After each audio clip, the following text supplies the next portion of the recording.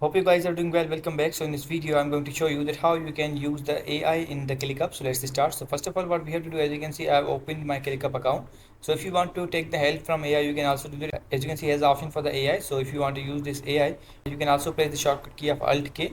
Or if you want to use this, you have to click on this. And after clicking on this, as you can see, now you have to write the command here that what you want. For example, I'm going to import it from Notion. So let's click on this.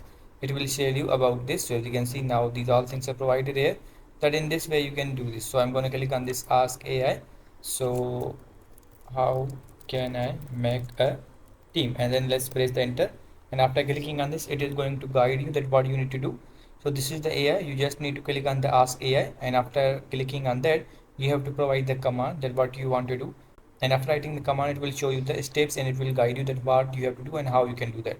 So as you can see, in this way I have asked the question, how can I make a team, and here's the solution. So in this way you can do that. I hope you guys understand this video, that how you can use AI in ClickUp. So see you guys in the next video.